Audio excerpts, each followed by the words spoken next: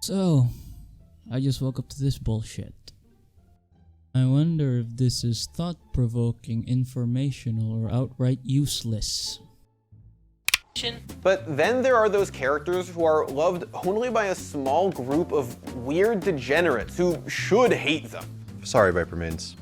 She's D tier. Now I see you Viper mains out there already getting defensive, but... And rightfully so, because your title is already wrong. Viper is almost never picked by anyone, except for a few.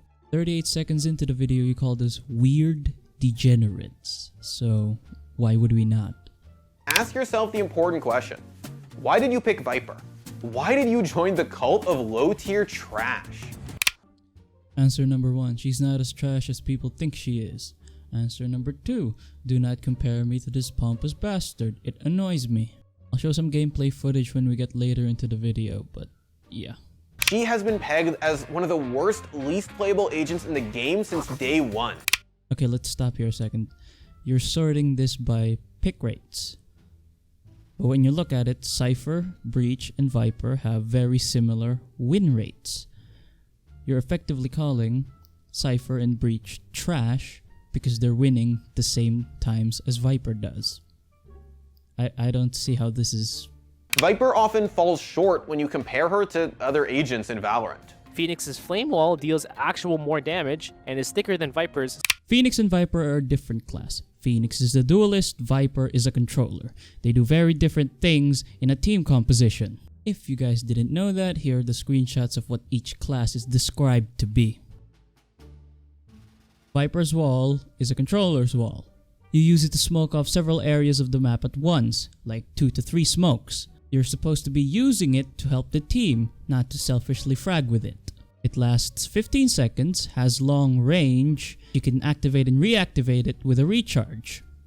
Meanwhile, Phoenix uses his wall to entry frag. It does damage, but it doesn't last as long. It doesn't have the same range as a controller smoke does, or as Viper's wall does, because he's a duelist. He's using it to entry frag. Being a controller for the team is not something Phoenix can do. So Viper's wall can be as wide as it is, but if it's too thin and easy to push through, there really isn't much use to it. He also says you can push through Viper smokes or Viper's wall just fine because it's so thin. Well, it's like pushing through an Omen smoke. Proper placement makes it so that if they push it, they put themselves at risk like any other smoke would do. That's what you do with the wall. Just don't compare two different classes that do different things, because believe me, I don't want to entry frag with Viper. I don't know what they need to do to Viper. Maybe her ults, I don't know. She just kind of feels, especially when there's a Sova on an enemy team, Viper feels so useless. And that... So regarding on what Tens is saying here, he's saying that Viper is not much use if Sova can reveal through her smokes or her utility and stuff. Bad news though, that applies to every single other controller there is. As a controller, you end up smoking the same places, or a variation of it to mix things up. But essentially, you're covering the same angles that won't threaten you when you push. So your defaults might end up looking very similar. And as such, Sova can just throw a recon dart and reveal everyone behind the smokes. He's info. He counters everyone with a smoke utility, not just Viper.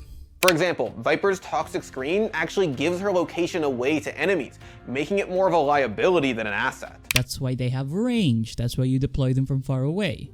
It gives you cover. You can reposition from it.